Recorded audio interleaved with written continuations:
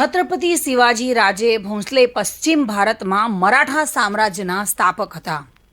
ઈસવીસન 1674 દરમિયાન ભારતમાં મુઘલ સામ્રાજ્ય હતું. પર્વતીય પ્રદેશમાં ઉપયોગી તેવી ગેરિલા એટલે કે છાપામાર પદ્ધતિનો ખૂબ જ ચતુરાઈથી ઉપયોગ કરીને શિવાજીએ મુઘલ પાસેથી મરાઠા પ્રદેશ જીતી લીધો હતો.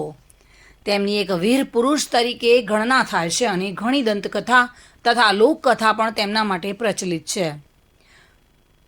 6 જૂન 1677ના રોજ શિવાજીએ રાયગઢ કિલ્લામાં તાજ પહેરાવવામાં આવ્યો હતો. જો કે 4 એપ્રિલ 1680માં શિવાજીનું દેહાંત થયું હતું. આજે વીર પુરુષની જન્મ જયંતિ છે અને જેની ઉજવણી સમગ્ર ભારતભરમાં થઈ રહી છે.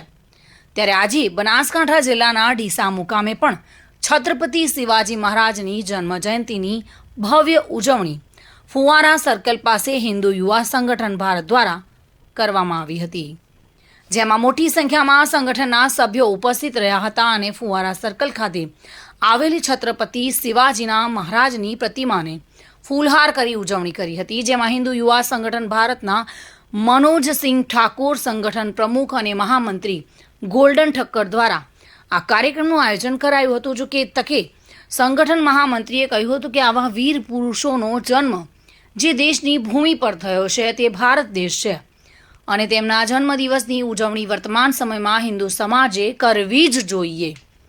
ત્યારે આજે આ જન્મ જયંતિની ઉજવણીનો એક કાર્યક્રમ યોજાયો હતો, જેમાં મોટી સંખ્યામાં સનાતનીઓ જોડાયા હતા અને કાર્યક્રમને સફળ બનાવ્યો હતો. ચિરાગ શ્રીમાળી સાથે bureau report, today Gujarati news. આ સમાચાર આપને કેવા લાગ્યા? ટુડે ન્યૂઝને લાઈક, શેર અને સબસ્ક્રાઇબ કરો.